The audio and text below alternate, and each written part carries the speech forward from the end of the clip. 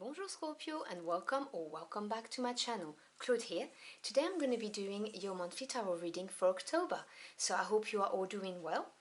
I have split my deck in 3 piles as I always do for my monthly spreads. So on the left you've got the major arcana for your main energy for the month. On the right we have the court cards to see how you are advised to show up this month to maximize the energy, and at the bottom we have the minor arcana to delve into the message.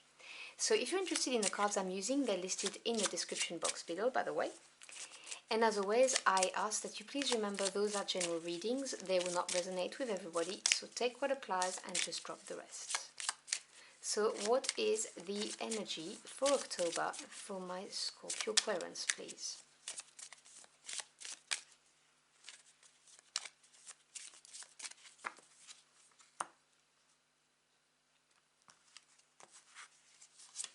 So your energy is the Magician. Oh, I like that. That is a nice energy, very empowering energy.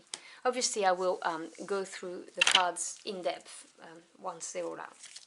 Let's see what core cards you're going to get.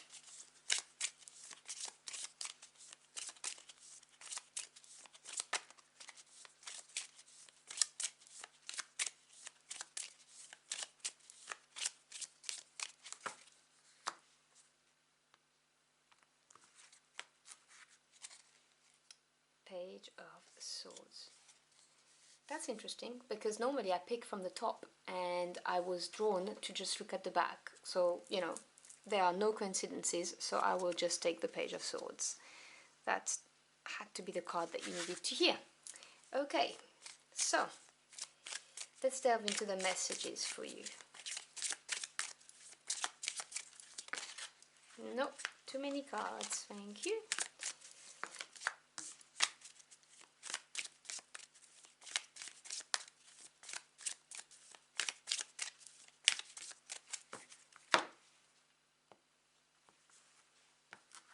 Alright, so we have the Ace of Wands,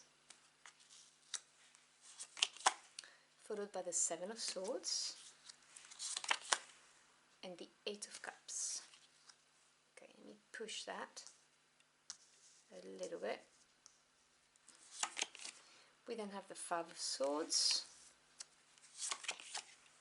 Six of Cups,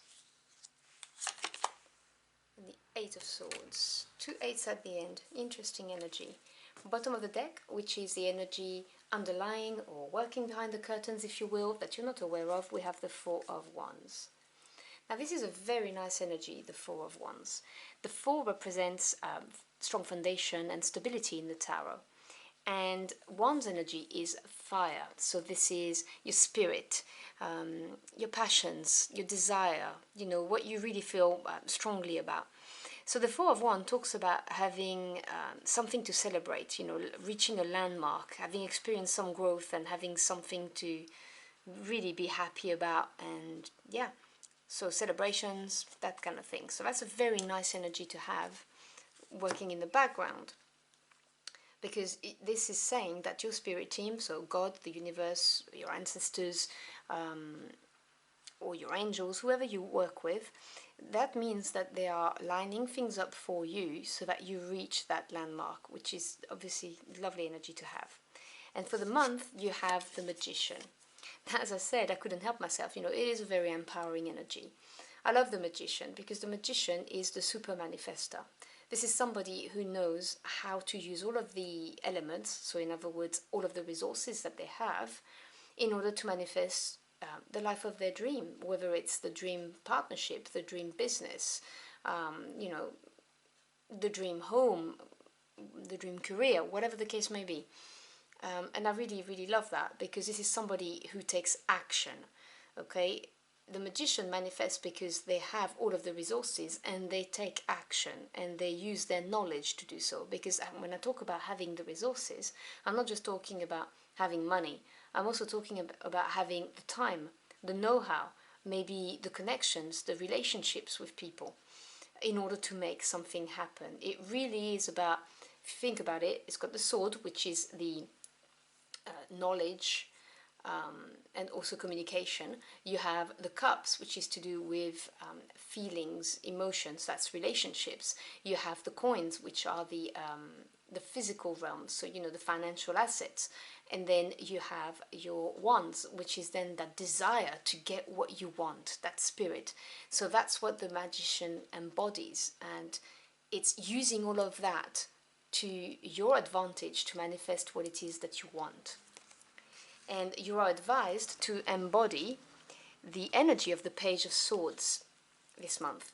Now, the page is obviously in a standard reading would mean, you know, news coming your way, maybe a new direction. But obviously, because we're talking about a personality trait to embody, the pages, they are eager to learn. They are training to become a knight. So they are, you know, yearning for learning. And swords is the mental realm, so it represents knowledge, thoughts, points of views, truths and communication. The Page of Swords is somebody who is learning everything that they need to learn about something to make it manifest. So this is, you know, it could be researching online, you know, it could be, you know, reading books, going on courses, whatever the case may be, even talking to people who have the know-how and the experience. But this is what you are advised to try and embody. And obviously, you know, you do you, you are sovereign of your lives. I'm just telling you the messages I'm hearing when I read the cards. So there is this Ace of Wands, and there's something I need to tell you before I even start this, but you do have progression through the sword suit, because you have the 5, you move on to the 7, and then you go to the 8. So there is some kind of level of progression here. You also have 2 8s at the end, which represents advancement. So the ace is the beginning, the starting point of a suit, and it holds the potential of it. And wands being fire energy, like the 4 of wands, this is passion, desires. So the Ace of Wands is an opportunity that really ignites you, makes that you feel passionate about, and it holds the potential of really, really, you know, keeping your interest up. So it could be anything from a business proposition, a project, going on an adventure, going traveling, to a passionate, steamy relationship with somebody, whatever the case may be. And it is supported by the 5 of Swords. And the 5 represents changes or challenges if we go against the change. Now, it's not always easy to go with a change, by the way. I'm not trying to say it is, but when we subconsciously resist change, it tends to not work out as nicely as it could have for us. So because this is the mental realm, the 5 of Swords represents a change of the way you think, or a change of the way you look at things. And I know that very often the 5 of Swords has a negative interpretation of winning at all costs, you know, doing things that may not be nice to others so that you can win. I don't read it that way, because it's a change in the way you think. So yes, it may well be that you are going to be doing things that you didn't think you would do before, but this is looking at something in a different way in order to produce something. And this is what's required with this opportunity or door that's opening for you.